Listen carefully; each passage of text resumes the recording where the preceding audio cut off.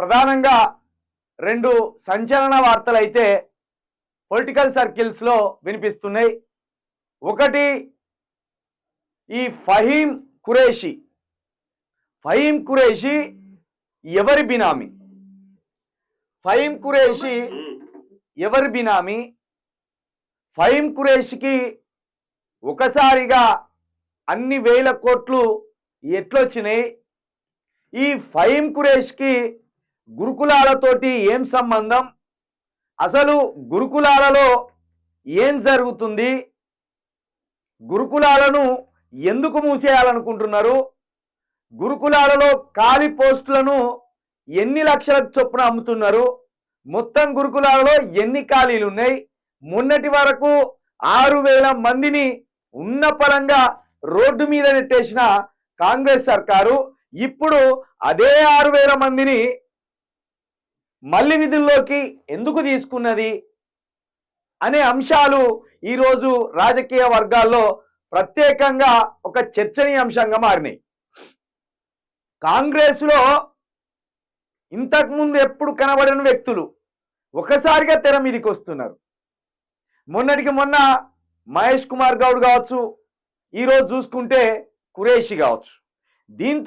దీంతో పాటు ఇంకొక వార్త ఇవాళ సంచలనంగా మారింది.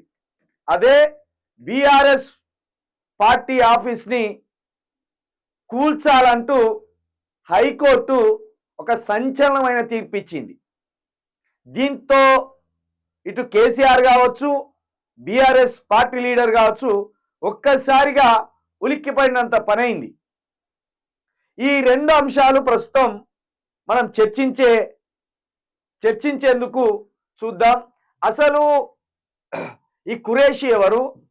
గురుకులాలలో ఈయన చేస్తున్న దందా ఏంది? ఈయన దందాకు సీఎం గారు సహకరిస్తున్నారా? ఈయనకు ఇన్ని వందల కోట్లు ఎట్లొచ్చి పడ్డాయి అనే అంశాన్ని ఒకసారి మనము పూర్తిగా చర్చించే పని చేద్దాం. మిత్రులారా, ఒకసారి మన ఛానల్ని లైక్ చేయండి, షేర్ చేయండి, సబ్స్క్రైబ్ చేయండి. మీకు ముందుగా ఈ వార్త ఇది ఒకసారి చదివే ప్రయత్నం చేద్దాం. మార్నింగ్ వచ్చింది, దీని డీటెయిల్స్ మొత్తం సాయంత్రం చెప్తా అని చెప్పిన కదా. ఈ ఫహీమ్ ఖురేషీ ఎవరి బినామీ? ఇతను ఒక సాధారణ జర్నలిస్టు, కానీ ఊహించకుండా ఎట్లా ఈ 100 కోట్లకు 1000 కోట్లకు పడగలెత్తిండు.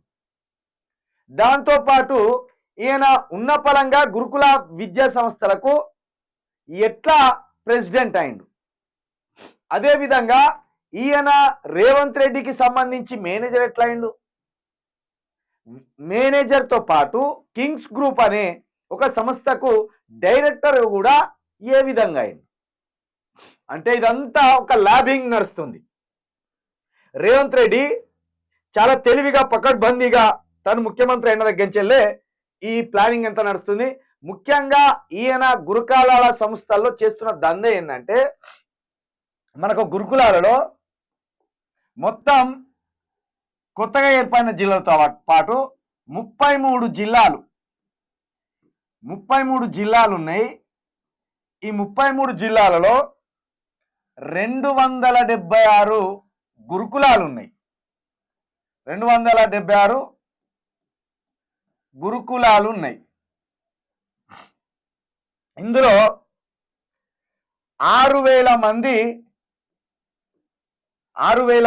మంది కాంట్రాక్టు, అదేవిధంగా అవుట్ సోర్సింగ్, అదేవిధంగా పార్ట్ టైం టీచర్స్,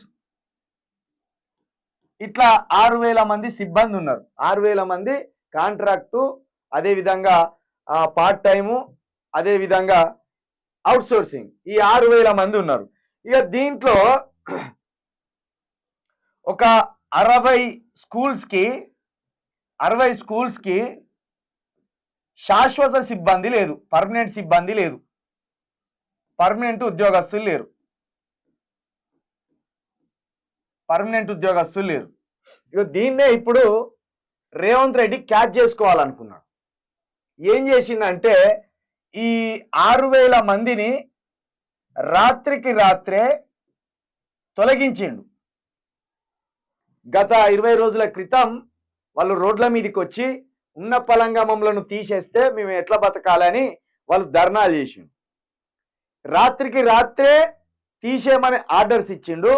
మళ్ళా 2 రోజులకే మళ్ళీ వాళ్ళను విధుల్లోకి తీసుకోవాలని మళ్ళా ఆర్డర్స్ ఇచ్చిండు. అయితే దీని వెనుక ఏం జరిగిందంటే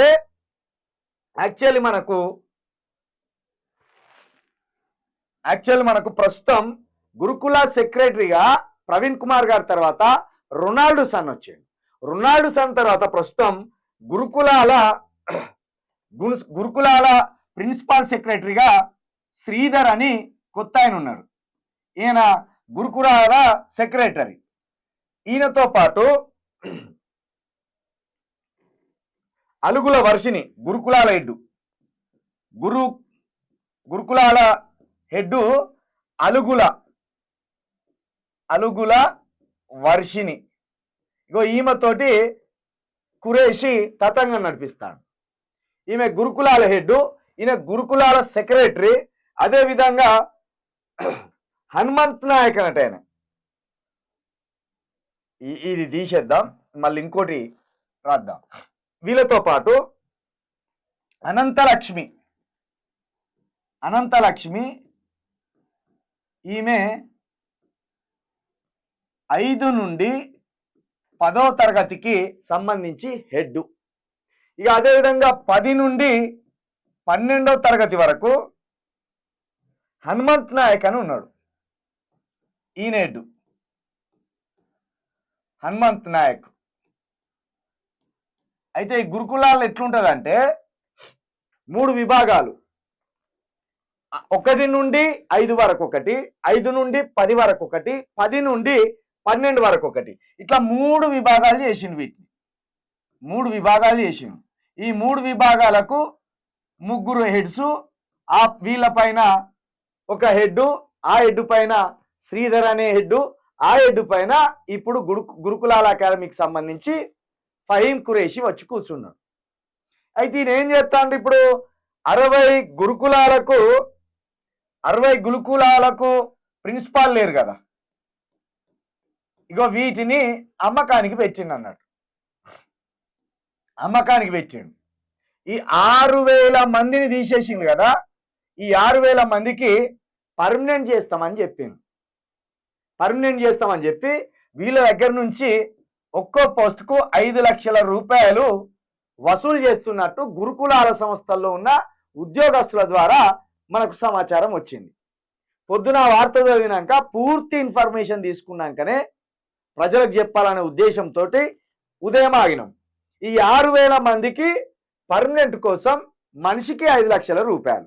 ఇక వీటితో పాటు 60 స్కూల్స్కు ప్రిన్సిపాల్స్ లేరు కదా,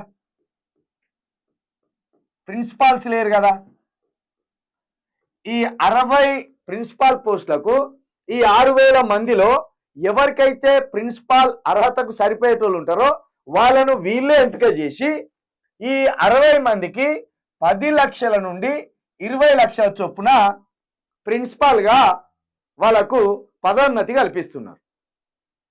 ఇగో ఇదొక దందా.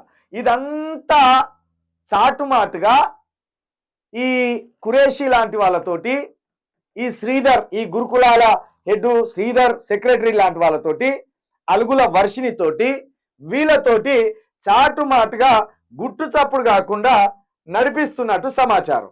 ఇది బయటికి పొక్కదేమో అనుకున్నారు వీళ్ళు.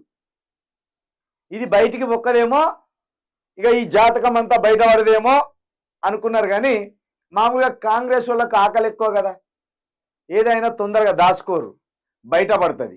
ఇక దీనికి కూడా ఇప్పుడు వీళ్ళు ఏం దందా చేయాలంటే ఈ 273 స్కూళ్ళకు సంబంధించిన ప్రిన్సిపాల్స్ ఏం దందా చేయాలంటే ఈ 73 స్కూళ్ళకు కూరగాయల కాంట్రాక్ట్ కొందరికి, చికెన్ కాంట్రాక్ట్ కొందరికి, మటన్ కాంట్రాక్ట్ కొందరికి, ఇట్లా ఇస్తారు కదా.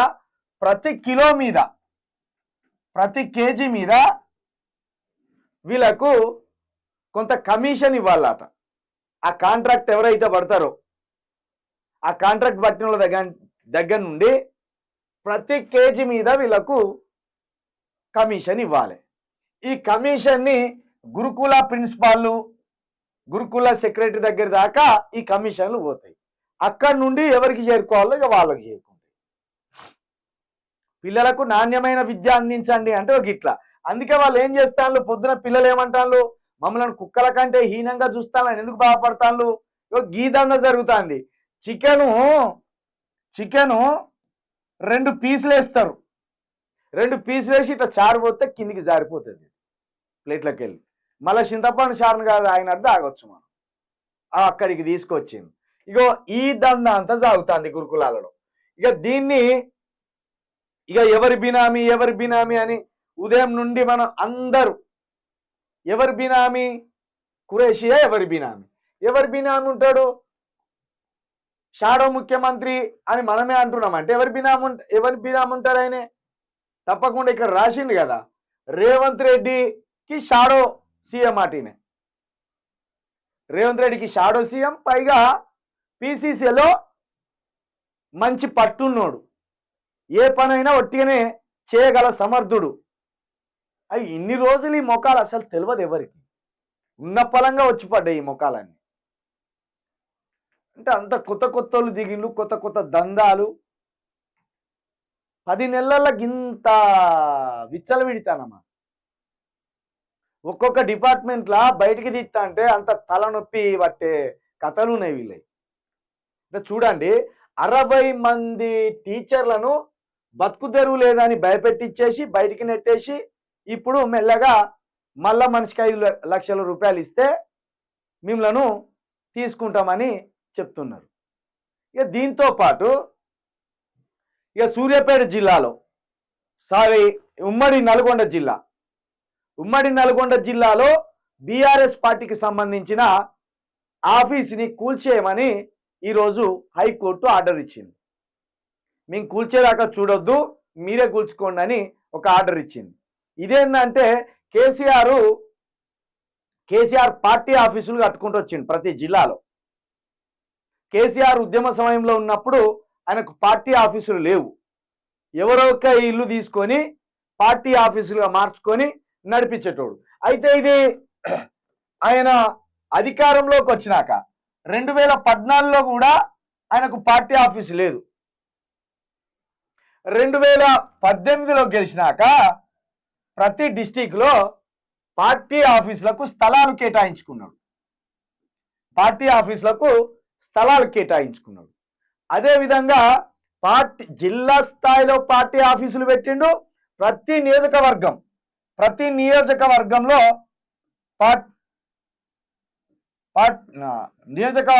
పార్టీ ఆఫీస్తో పాటు ఎమ్మెల్యే కార్యాలయం కూడా పెట్టిండు. ఇది అంతా బీఆర్ఎస్ పార్టీకి సంబంధించిన పార్టీ ఆఫీసులు. అయితే ఇప్పుడు ఈ పార్టీ ఆఫీసులకు కేసీఆర్ ఎట్లా భూ కేటాయింపులు చేసిండు, ఏ విధంగా భూ కేటాయింపులు చేసిండు అనేది ఒక కమిటీ వేసిండు రేవంత్ రెడ్డి.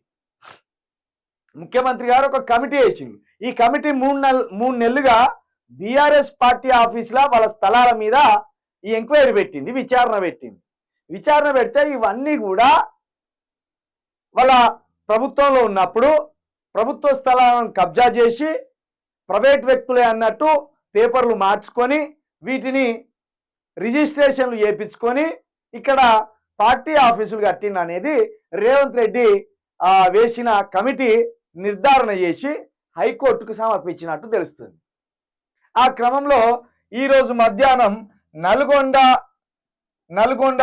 ఉమ్మడి నల్గొండలోని ఈ బీఆర్ఎస్ పార్టీ ఆఫీస్ని కూల్చివేయాలని హైకోర్టు తీర్పిచ్చేసింది.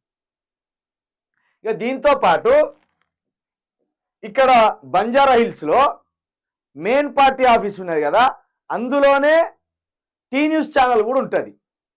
ఉద్యమ సమయం నుండి కేసీఆర్ గారు దాన్ని అట్లనే నడిపిస్తాను. అయితే ఇప్పుడు మెయిన్ ఆఫీసును కూడా కూలగొట్టించాలి అనే ఒక దుర్మార్గమైన ఆలోచనకు ఈ కాంగ్రెస్ ప్రభుత్వం వచ్చినట్టు చెప్తాను.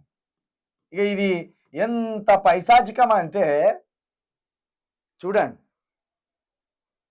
మొత్తం రేవంత్ రెడ్డి గారు వ్యక్తిగతమైన రాజకీయ వైరానికి పోతున్నాడు.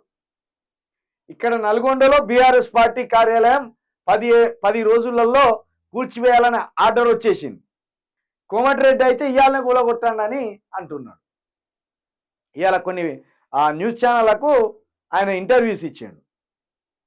ఆ ప్రెస్ మీట్లలో ఆయన మాట్లాడుతున్నాడు. 15 రోజుల దాకేందుకు ఆల్రెడీ హైకోర్టు తీర్పిచ్చింది కదా, ఇవాళ కూలగొట్టేయండి అని ఆయన అంటున్నాడు. ఇక ఇంతలోనే ఈ బీఆర్ఎస్ వాళ్ళు హైకోర్టులో పిటిషన్ వేసారు. మా పార్టీ ఆఫీసును ఎట్టి పరిస్థితిలో కూల్చొద్దు, మాకు సమయం ఇవ్వండి, మేమేం అక్రమంగా కట్టలేదు, అన్ని లీగల్గానే కట్టినామని బీఆర్ఎస్ ఒక పిటిషన్ వేసింది. లంచ్ మోషన్లో ఒక పిటిషన్ వేసింది. దాన్ని సర్కార్ కొట్టేసింది. దాన్ని హైకోర్టు కొట్టేసింది. ఎందుకు కొట్టేసింది? అక్కడ ఎవరు ఉన్నారో మీకు తెలుసు. హైకోర్టులో ఎవరున్నారో మన అందరికీ తెలుసు. వాళ్ళు కొట్టేసింది. కొట్టేసుతో ఇది అంతా బ్రేకింగ్ న్యూస్ అయిపోయింది. ఇది బ్రేకింగ్ న్యూస్ అయిపోయింది. ఇక నల్గొండలో కూడా కొట్టినగానే ఇక వరంగల్లో కూడా పార్టీ ఆఫీస్ కూడా కొడతారేమో అనే చర్చ మొదలైంది. వరంగల్, కరీంనగర్, నిజామాబాదు, ఆదిలాబాదు, ములుగు, భూపాలపల్లి ఇట్లా మొత్తం 33 జిల్లాల్లో కేసీఆర్ శాశ్వత బీఆర్ఎస్ పార్టీ ఆఫీసులను నిర్మించుకున్నాడు. 33 జిల్లాలలో శాశ్వతంగా పార్టీ ఆఫీసులను నిర్మించుకున్నాడు.